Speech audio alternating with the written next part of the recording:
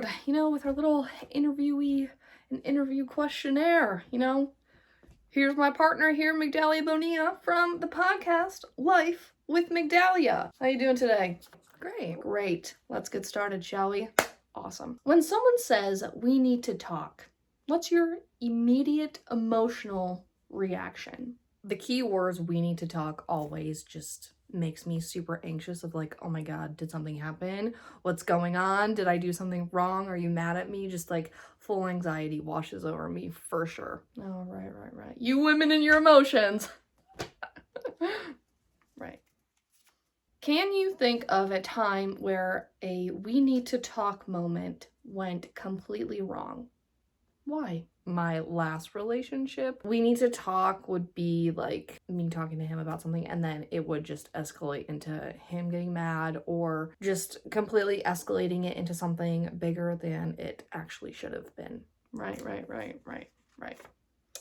How do you usually prepare yourself mentally for a tough conversation? For a tough conversation, I think it's more so me thinking, okay, like, what's the worst thing that could possibly happen and kind of preparing for the worst, but it usually doesn't always end up as the worst. I think that's just my anxiety speaking and, overdoing it. But to prepare, I'm like, okay, this could completely go sideways. You just have to keep your emotions calm, just take it all in and process it and move on. And that's pretty much it.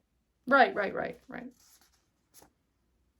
What's one thing people could say instead of we need to talk to prevent panic or defensiveness?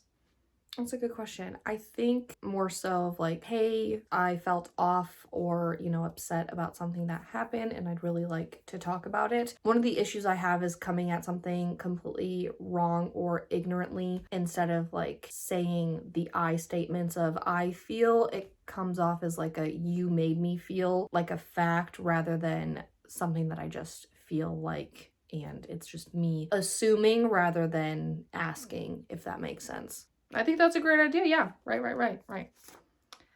How do you keep a conversation productive when emotions are high?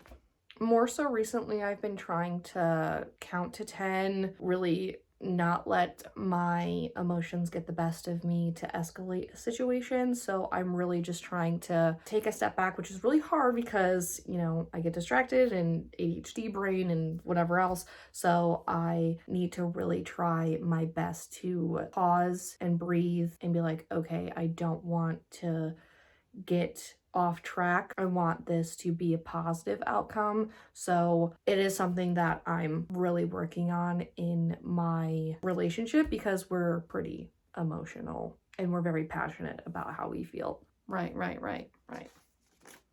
Have you ever avoided a conversation because of the fear tied to we need to talk? What happened? I don't really avoid conversations. They kind of just come out of my mouth before I even get the chance to actually think about them, or I think about them too much and it just eats at me, so it ends up coming out and whatever, or like my emotions really show it. One of the ways that my breakup ended up occurring in my previous relationship was me just being off, and he ended up saying like, what's going on, and he ended up guessing like, do you want to break up? And I kind of just looked at him and was like, yeah. And that kind of spiraled out of control, throwing stuff, breaking things, my things, his things. It was not a great moment for sure. Right. What's your best advice for turning dreaded talks into moments of clarity and connection?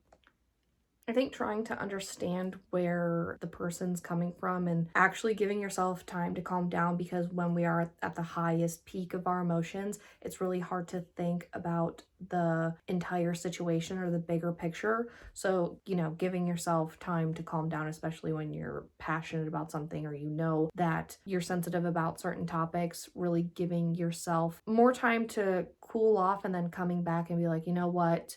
You're right, I'm sorry, and going about it the adult way rather than just being stubborn and, letting your ego or pride get in the way. Right. All